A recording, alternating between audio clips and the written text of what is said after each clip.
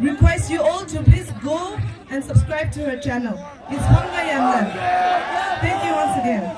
Next up on stage we have a very, very wonderful. Can you guess who is he?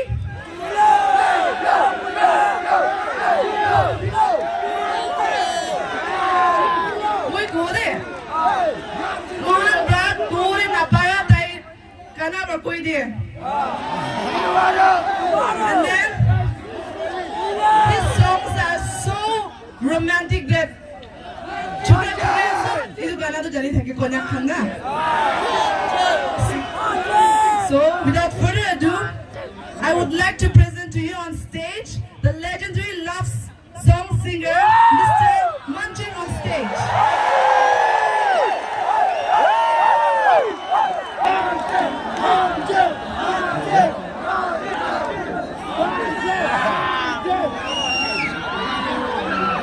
Hello? Hello? Hello, Basu? Yang đây? Ê, Mulan mong mẹ một chế, chém mong mẹ kêu. Yo. Working area, sekolah the gun we have no good. Yo.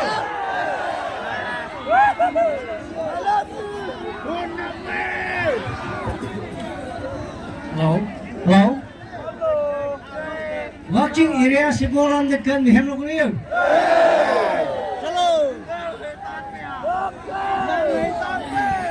Thế tem cái mà một lần vàng là mấy ông mình có kêu giá mấy chính là hình dạng như hoàng kênh cha trên cái tàn nghề có phải không?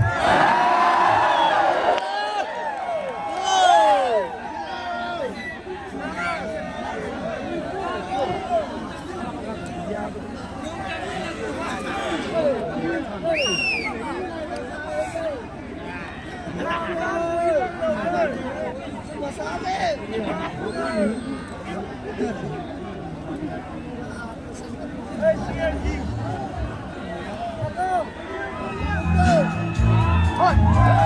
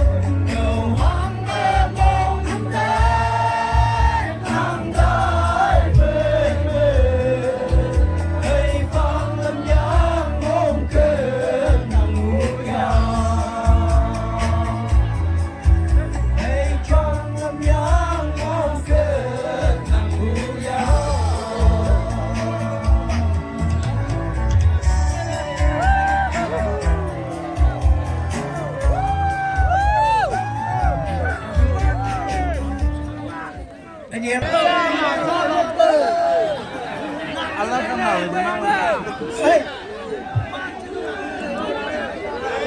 Đấy. Cần thì em lục hay ai em cho cái lôi.